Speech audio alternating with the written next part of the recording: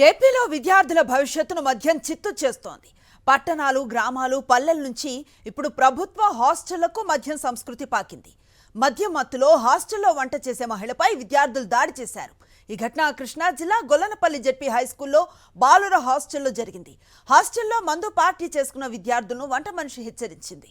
వార్డెన్కు చెప్తానని వార్నింగ్ ఇవ్వడంతో కోపం పెంచుకున్న విద్యార్థులు ఆమె వంట చేస్తూ ఉండగా వెనక నుంచి ముసుగు వేసి అటాక్ చేశారు. విచక్షణ రహితంగా దాడి చేయడంతో బాధితురాలు తీవ్రంగా గాయపడింది.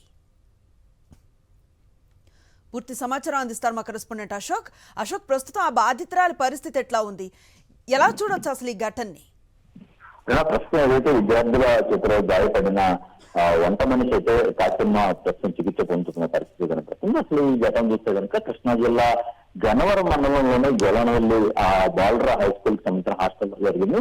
అంటే ఈ ఘటన చూస్తే కనుక ఏపీలో ప్రభుత్వం ఆధ్వర్యంలో నడుస్తున్న బీసీ హాస్టల్స్ కూడా మద్యం సంస్కృతి పాకింగ్ అనేది చాలా స్పష్టంగా కనబడుతుంది. 9-10 తరగతులు చదువుతున్న విద్యార్థులు హాస్టల్లో మద్యం పార్టీ చేసుకోవడం, ఆ మద్యం పార్టీని గుర్తించిన వంట మనిషి వారిని హెచ్చరించడంతో ఆమెపై దాడి చేసిన ఘటన అయితే కూడా మనకు చాలా స్పష్టంగా కనబడుతుంది.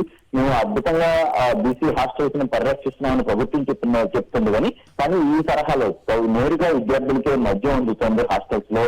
ఎవరైతే ఆ మద్యం తాగుతున్న విద్యార్థిని వారించినందుకు హాస్టల్ వార్డెన్కి చెప్తానని ఆమె హెచ్చరించిన నేపథ్యంలో వంట చేస్తున్న సమయంలో కాశమ్మను వెనక నుంచి ముసుగు వేసి ఆమెను తీవ్రంగా విచక్షణ రహితంగా ఆమెపై దాడి చేశారు. అయితే ఈ దాడి మీద బాధితురాలు పోలీసులు కూడా ఫిర్యాదు చేసింది. దీనికి సంబంధించి పోలీసులు ఈ కేసు నమోదు చేయాలా లేదా అనే దాని మీద అయితే దాన్ని పరిశీలిస్తున్న పరిస్థితి కూడా కనబడుతుంది. Right, thank you Ashok.